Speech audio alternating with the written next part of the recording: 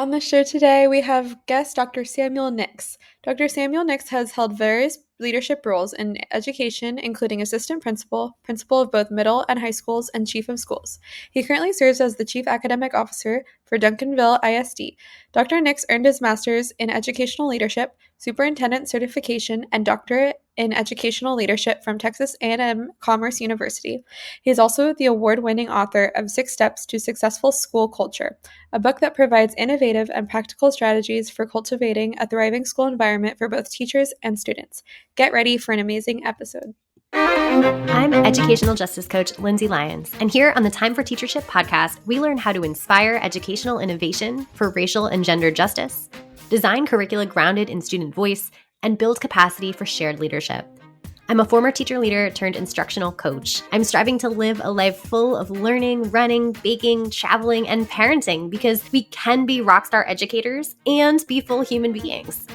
If you're a principal, assistant superintendent, curriculum director, instructional coach, or teacher who enjoys nerding out about co-created curriculum with students, I made this show for you. Here we go. Dr. Sam Nix, welcome to the Time for Teachership podcast again. Lindsay, thank you so much. It's always a pleasure to connect with you, to connect with your audience. I just am honored. Thank you. I'm so excited. I just absolutely resonated as I read your book that we'll talk about today. Really exciting stuff and so important for how we lead in educational spaces. So excited to dig into that. Is there anything you want listeners or people reading the transcript? I want to make sure I'm not using ableist language. Anyone to know as we kind of jump in today before we get into like the meaty questions. If I had to articulate what I would want someone to know before we jump into everything, it's this. We have everything that we need to make the difference that needs to be made. And it matters. The work of educating children matters. The work of understanding that this is important matters. The work of understanding that our children, where they are, what they have, who they're going to be tomorrow matters. So our ability to get it right, our ability to learn, to grow, to develop in order to best meet the needs of all students matters. So whether it's my book, whether it's someone else's book, whether it's whatever it is, as educators, we have to continue to grow and to develop, to learn how to support our students as they continue to learn and grow, because it matters. And that's all I want people to know is that it matters. So our ability to continue to just get better matters. That resonates so much. And I know before we hit record, we were talking about like our parenting journeys as well. And I have felt that as well as an individual, like in a family sense too, right? It's like, oh, I should read this book or I should learn this thing, but I'll do it later. I don't have time for that right now. Yes. It's like, no, it totally matters, like to Yes. our children's development. And Yes. it also is the case for like an educational setting. Yes, absolutely. Oh my gosh, I love that framing. Okay, so you've answered this next question before on the podcast. Maybe like, we always change and evolve and grow to your point. And so I'm wondering what your thoughts are today. You could also answer this in the context of your new book, but in line with freedom dreaming, Dr. Bettina Love describing it as dreams grounded in the critique of injustice. What is your current big dream for education? Well, my current big dream for education is that we keep up with the pace of change. I think, and I don't know, but I think we are at a precipice of absolute amazing things with the integration of artificial intelligence into every aspect of everything that we're doing. To so many of our teachers and teaching staff coming into the profession not as prepared as in the past. The changing demographic of our technology, just things. So, my goal, my hope, my dream is that we keep up with the pace of change. Not that we're trending with change, but we're preparing students for thinking, analyzing, because that's a skill that I think we're losing. And so my dream is that we continue to prepare students for what's coming in a way that they will excel and achieve tomorrow. That's so good on many, many levels. So one part of my brain is going to the fact that you always integrate, and which is why I just so appreciate your work, this idea of adaptive leadership, and like that change is just inevitable and we have to kind of like prepare thoughtfully for that. And then on a student level, thinking about what student skills I have always valued most, because we bring our own like teacher biases and preferences, is the skill of analysis. And it is often the skill that we struggle the most with. And so I just think the merging of those points that you're making and that you make in the book are just so profound and relevant to exactly what's happening. Wow. Yes. Yeah. And so I'm curious, the next question really, I think I want to ask is about the mindset shifts that are required for this type of leadership, for this preparation of students to analyze. Certainly one of my takeaways is always that adaptive lens from what you bring in this book. And so I'm curious to know what your thoughts are around, like, is there something that is kind of like this aha moment where you have seen teachers or leaders or even from the student lens kind of unlock this new way of thinking or being that has really enabled that growth and that achievement of like better analysis or leading through change? Well, let me start with the adults. And this may not be popular, okay? But the number one, I believe, inhibitor of adult growth and adult development is ego.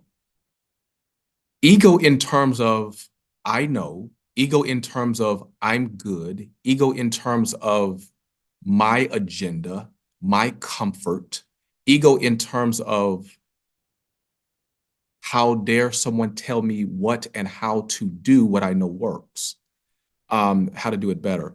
And so for me, the mindset shift that has to occur is one of an humble and adaptive approach to learning and growth. And I think that's the fundamental aspect of, right, adaptive leadership. It's positioning yourself to understand you don't know it all and positioning ourselves to understand that there's a lot to learn.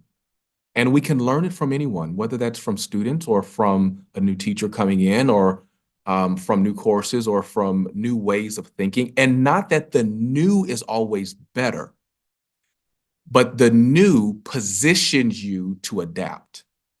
And when adapting, sometimes you can relate better, your perspective shifts, and it allows you to connect with whatever it is that you're trying to impact in a different way. So with the adults, to me, the thing that has to shift the mindset, it's dropping the ego. And that is one of the most difficult things for any person to do, let alone, let alone a leader. And for students, I find that there is so much of and I really hate to say this, but I find that there is so much of a lack of appreciation for learning. And I hate to say it because we are so instant, everything is getting so quick and so much so that we don't have to engage in the critical thought and analysis that you just talked about. That it takes a very patient mind, it takes a very intentional mind, it takes a very determined mind and intentional mind to struggle. And learning is about struggle.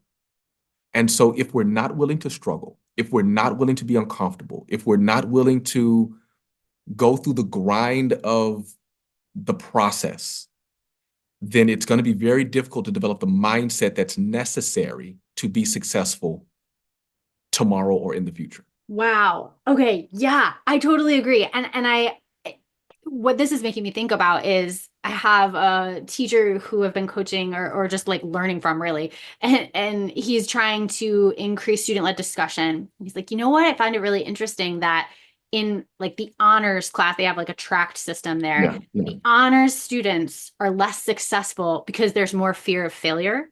They are less kind of resilient in that struggle for learning that you're describing. Whereas the students who have like been familiar with like academic struggle, at least they're like, yeah, I'm willing to try that thing. Like I'm willing to do that. I'm willing to grow and like see what happens when I say this or I ask a question in this way. And they're like Wow. really leaning into it. And so I am really curious lately about that idea of the learning struggle and how do we kind of create this context for all people, for leaders, to your point, and adults in the space, as well as the students, that is one where we can embrace the struggle and be like, this is a Yeah. gift, right? That's the learning. Yeah, but if you look at how we structure the system though, Lindsay, so how do we, in the book I talk about this. In order for learning to be something that's celebrated, it can't be punitive. And what do we do in education, right? I mean, the moment that you fail, there's a punitive measure there. Or even as an adult, the moment that you fail, there's a punitive measure. There's a write-up waiting for you. There's a critical conversation waiting for you. Because there's so many metrics of success that we are under sometimes the burden to meet. So feedback is extremely important, but feedback that helps people grow. If when we take a test, I, Lindsay, I work with school districts all over, right? And I work with schools and leaders all over. And there's a very small percentage of teachers who give kids grades and who actually provide them critical, meaningful feedback for the student to learn from and practice again for improvement. Usually there's a -5, here's your score, boom, that's feedback.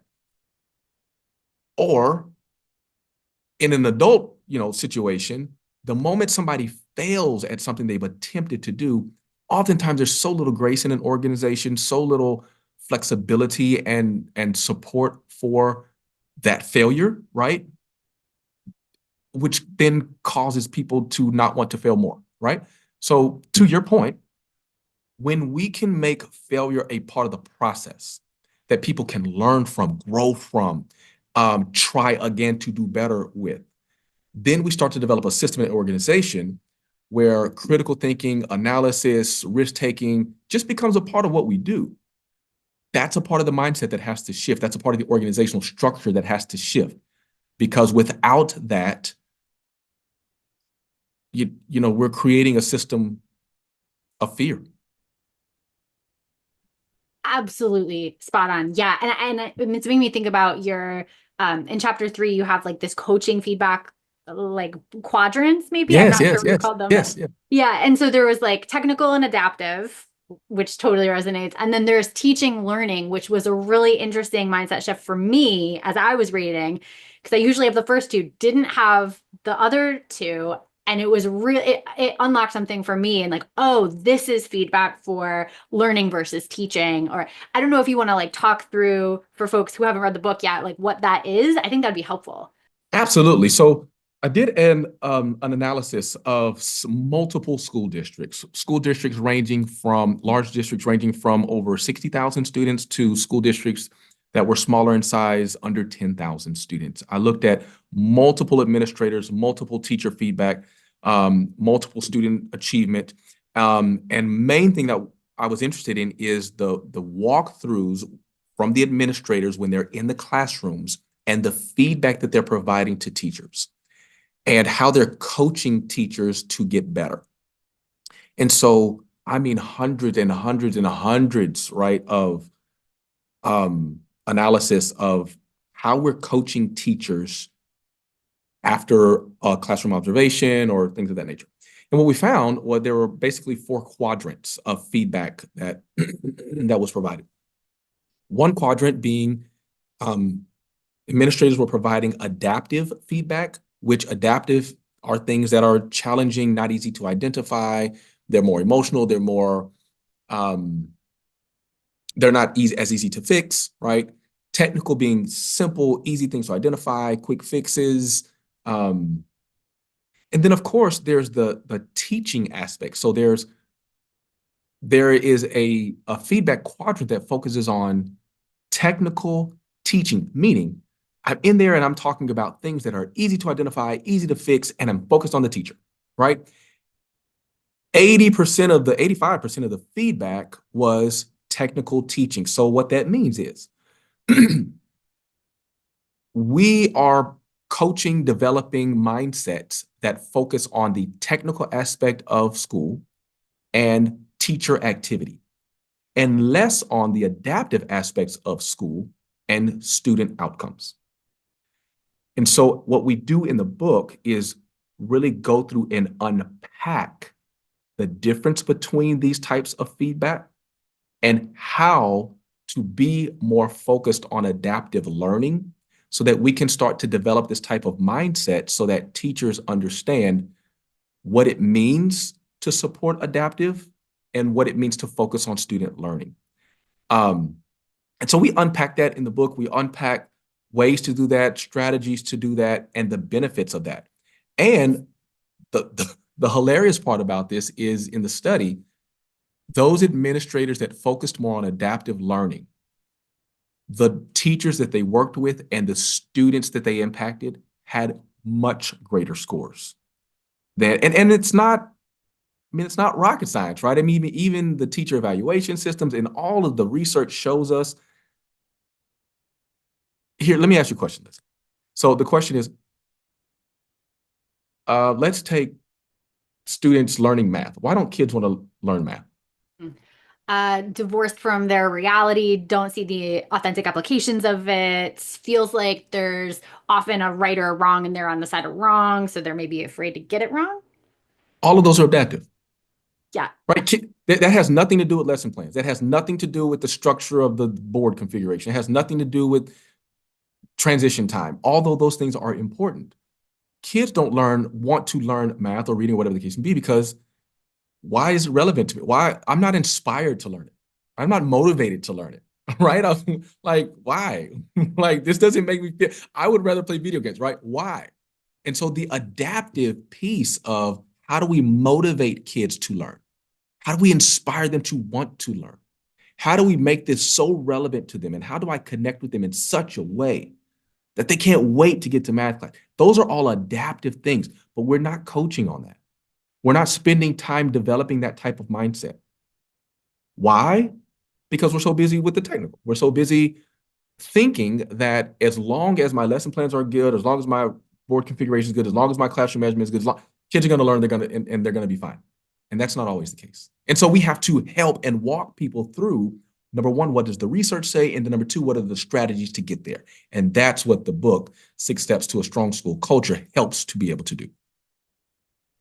Yes. Oh my gosh, this is great. And actually, I'm realizing I probably jumped too far in immediately. Do you want to overview for us what those 6 steps are? Because I'm realizing that not everyone has read the book at the time of listening to this. So do you want to give us kind of that overview, and then we can we can dive into the next thing I want to ask? Yeah, there's no problem. So part of what we talk about in the book and unpacked is the leadership cycle. And that is basically just a framework for leaders to think through as they are going through any type of process or any type of organizational outcome that they're looking for. And it's based in research from pilots, right? And it's based on the ADM factor. And the ADM is aeronautical decision making. This is an actual study, right?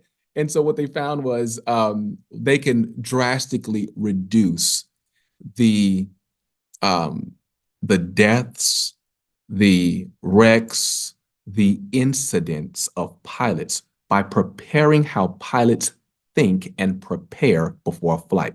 But wait a minute, what about weather? What about lightning? What they can't, you can't control lightning, you can't control wind, you can't control turbulence, you can't control birds. Yes, but what you can control is how a pilot prepares for, thinks through, analyzes, and executes when those situations occur.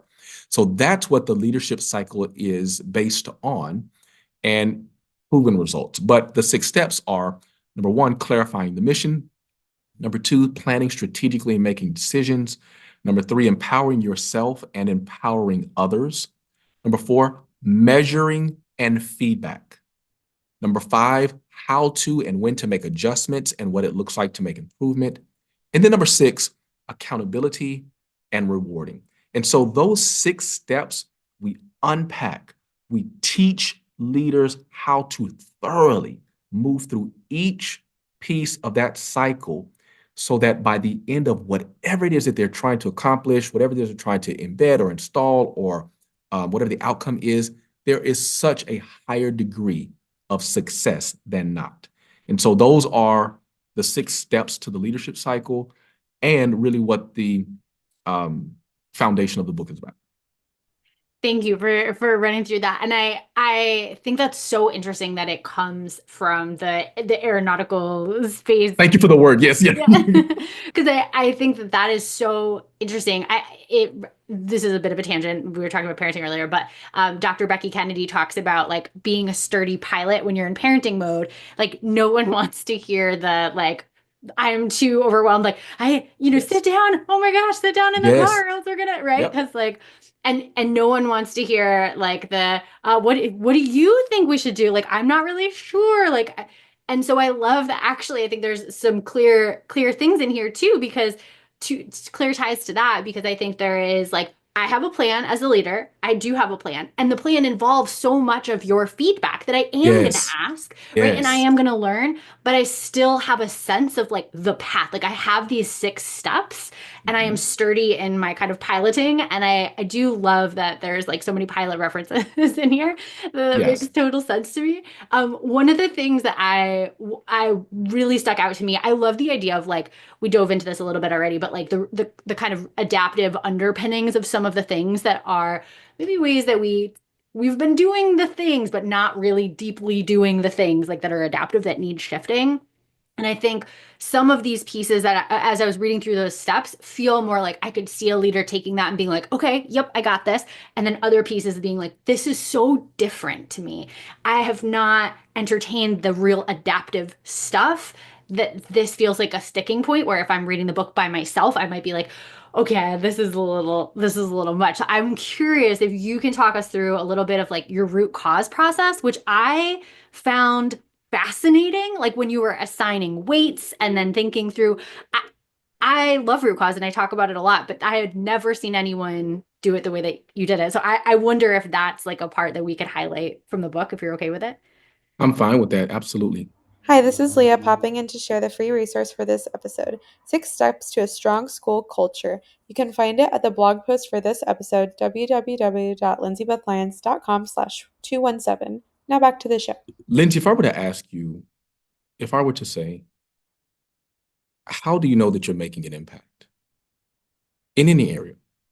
If I were to say, how do you know you're making impact as a mother? How do you know that you're making an impact as a teacher? How do you know that you're making impact um, at your church? Or like, how do you measure impact in any area? What do you use?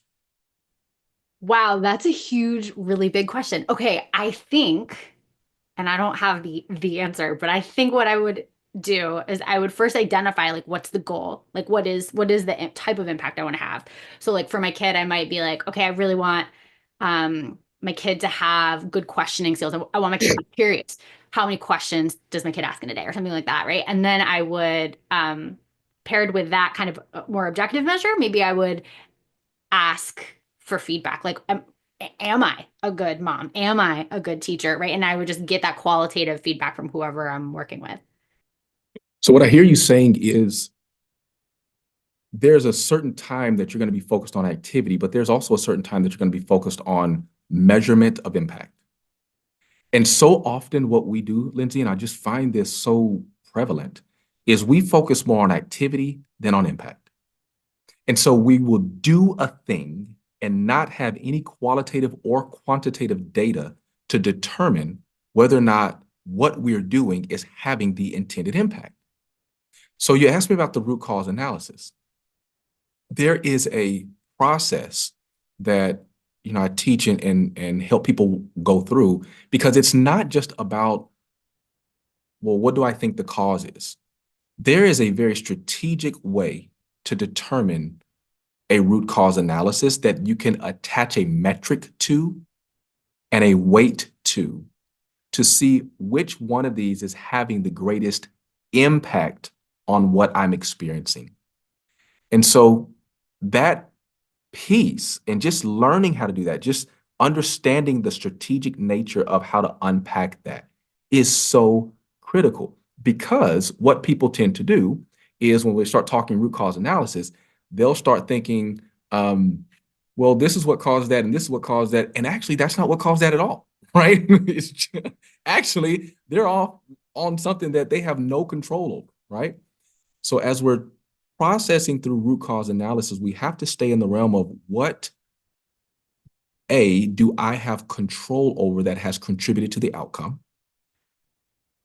B, then people have to learn how to stay in that vein to determine whether or not doing this or not doing this had the impact of not reaching the goal or not. And so what the book walks through is how to do that, how to assign the weights, and it gives several examples so that you can just follow those examples, outline the root cause, assign the weights, and be able to more strategically and intentionally determine, okay, this is why this is not happening.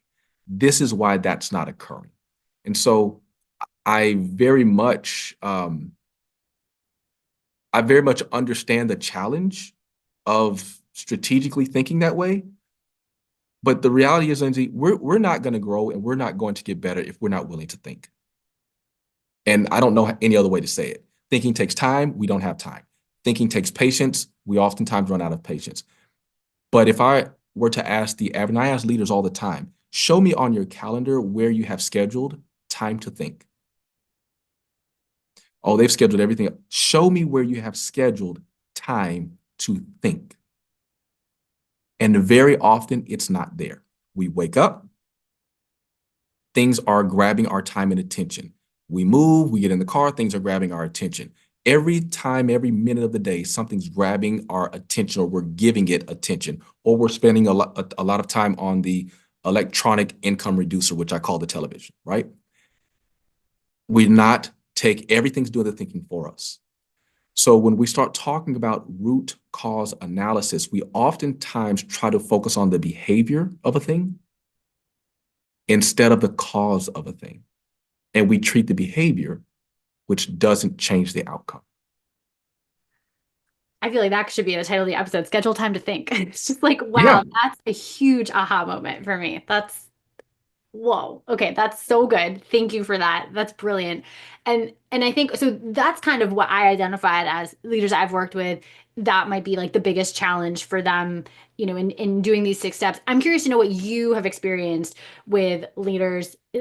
What is the biggest challenge for them as they kind of go through this process, or as they just in general, I guess, as leaders, that you think this book could address, or that maybe you've seen them like go through this challenge and do this thing, and this is the aha that unlocks some progress. I don't know if there is something that comes to mind for you. The purpose of this book, Lindsay, your audience is an audience that wants to grow. They want to get better. The purpose of this book is to help give them the strategies to do that. Where I find that people struggle the most is going back to what we said, ego. I know. I'm not going to try this because it's going to take too much time. I'm not going to adjust because what I'm doing is working. And we often fail to consider it may work today. It may not work tomorrow. It may work with the students who, and I say this, and I've said this in the book, Lindsay, we do a very good job of teaching the kids who need us the least. But there are children who require our thought, our creativity, the expansion of our ability to lead and to teach. The biggest challenge that I find is people assuming that where they are and who they are is enough. That is not me saying that someone's not enough. What that is me saying is that sometimes we are required to grow. We are alive. We grow. We develop. And we should consistently be growing and develop. So let's take the first step in the leadership cycle, which is clarify the mission. When I talk to leaders all the time, they'll say things like, oh, I clarified. And I'll say, how do you know? Well, I talked to them, I emailed them, I wrote them. How do you know that what you intended to say is what they understood? Just that question. How do you know that what you intended for them to understand is what they understood? And do you know how oftentimes leaders will say, well, I told them, I gave them an agenda, I emailed them, I told them 5 times. That is not ensuring that they are clear. Or how often are we providing feedback to people on their progress? Not just to mention what feedback are we getting on our leadership or on the thing. How often are we providing feedback to people on the thing that we're wanting them to do, to improve, to implement, things of that nature?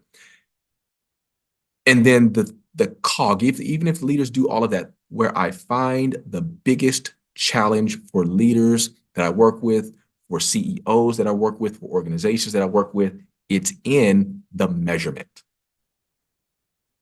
It's in measuring the progress.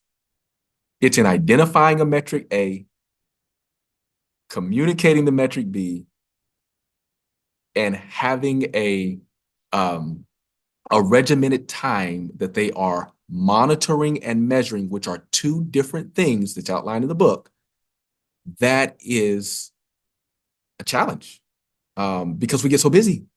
We get so busy, we forget, we assume all the things, right? But there's very few things in life, if any, that ever improves without feedback and without measuring it. So well said. I totally agree. And it makes me think of, I'm reading this other book, was reading this morning about like a teacher feedback to students. And it was like, just give less assessments, right? Like if you don't have time, it's not that you stop measuring and giving feedback. You just do less and make sure it's focused and important. And then like, But do you this see, though is true. but do you see even that comment right there? What you're asking people to do is change the way they think about what they do.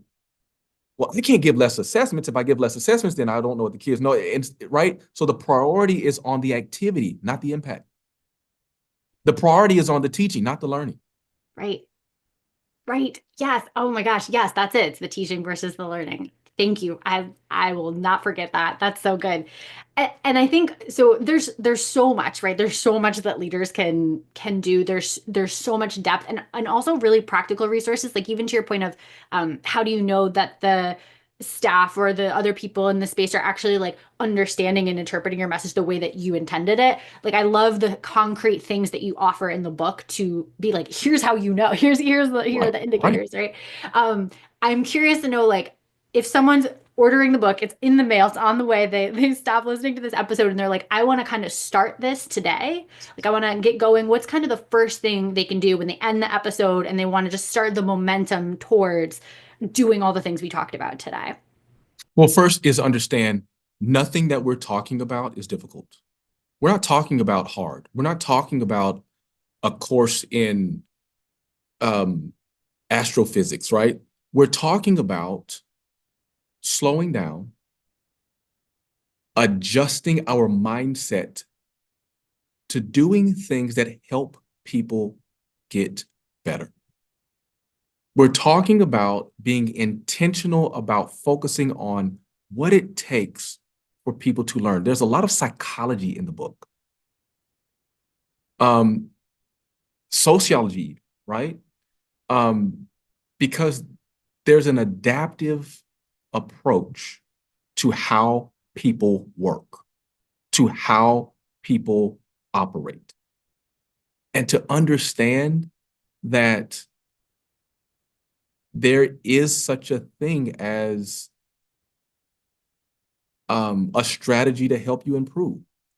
And what the book is going to do is help you to explore those strategies so that you can be so much more impactful. Not that you're not impactful, but that you can be so much more impactful. I don't know. I've never heard of a world-class athlete that didn't have a coach. I've never seen a world-class athlete, whether it's Olympics, whether it's anything, that the coach is not constantly trying to sharpen their saw. So people who order books like this, people who listen to your podcast, these are the people that have a greater degree of impact because they're constantly sharpening their saw. And it's not that this is the answer. It's that anyone that orders this book, prepares for it to come, what should they be doing? They should be spending time understanding that they are about to sharpen their saw, block out time to think about what they're reading, process through it, and then go execute and watch as what they're working on, as who they're working with, excels. That's so good. Thank you for that. I think one of the last two things that are just fun to ask is one, what is something that you have been learning lately? This could totally relate to what we talked about or be something totally different. But, we talked about lifelong learning and growth and all this stuff. So I'm curious to know what you're working on. So what I'm working on right now is, and it's don't laugh at me, please don't laugh at me, right? But what I'm learning is YouTube. Right. So I started a YouTube channel, and it's there's a lot to that, right? And I'm learning about playlists, and I'm learning about scheduling, and I'm learning about because I don't know, I'm trying to learn how to navigate through the space. So one of the things that I'm doing is I'm a reader, right? I love to read books. I read about 3 to 4 books a month. And for some people that may be a lot, for some people that may be a little, but I'm, as a learner. And what I'm doing is I'm taking the top 50 leadership books, and I'm equating them to education. And so what I'm trying to do is, in about 15 or 20 minutes or so, just all the books I'm reading, how do the strategies in this book equate to education? Whether it's Marshall Goldsmith's book, What Got You Here Won't Get You There, whether it is From Good to Great, whether it is Atomic Habits, whether it is Upstream, whether it is Chop Wood, Carry Water, whatever, right? I'm taking the strategies from these books, and then through the podcast, okay, so how does this apply to teaching? How does this apply to leadership? How does this apply to leading a school? So I'm trying to learn, right, how to do those things. This is great. It's a wonderful opportunity for me. Whoa, that's so cool. Okay, I need to add that to my subscribe list. That is Right, very cool. And the last question is just, where can folks learn more about you, connect with you online? We'll link to the stuff in the blog post too, but I just wanted to know if you want to share. Well, thank you so much. I'm on Twitter at Samuel Nix. I'm on Facebook. And of course, I have a website, and my website is snix3consulting.com. That's snix3consulting.com. And I am on another thing I'm learning, right? Instagram. And so I'm just so thankful for the opportunity to spend some time with you, Lindsay, and your audience. Thank you so much for just what you do to inspire other educators, to help us learn and grow and continue to do the things that we need to do to help students learn. So just really kudos to you, your channel, your energy, and just really appreciate you. Thank you so much. That is so kind. Right back at you. Oh my gosh. Thank you for spending time with us. Thank you for writing this amazing book. Keep cranking them out because they're very, very wonderful. And we will link to all of the stuff that you just listed for contacts in the blog post so people can find it. And we'll also drop a link to the book so people can get it right in there. So thank you so much, Dr. Nix. Thank you, Lindsay. Have a wonderful rest of your day. Thank you. If you like this episode, I bet you'll be just as jazzed as I am about my coaching program for increasing student-led discussions in your school. Shane Safir and Jamila Dugan talk about a pedagogy of student voice in their book, Street Data. They say students should be talking for 75% of class time. Do students in your school talk for 75% of each class period? I would love for you to walk into any classroom in your community and see this in action. If you're smiling to yourself as you listen right now, grab 20 minutes on my calendar to brainstorm how I can help you make this big dream a reality. I'll help you build a comprehensive plan, from full-day trainings and discussion protocols like Circle and Socratic Seminar to follow-up classroom visits where I can plan, witness, and debrief discussion-based lessons with your teachers. Sign up for a nerdy, no-strings-attached brainstorm call at lindsaybethlyons.com/contact. Until next time, leaders, think big, act brave, and be your best self. This podcast is a proud member of the Teach Better Podcast Network. Better today, better tomorrow, and the podcast to get you there. Explore more podcasts at www.teachbetterpodcastnetwork.com. We'll see you on the next episode.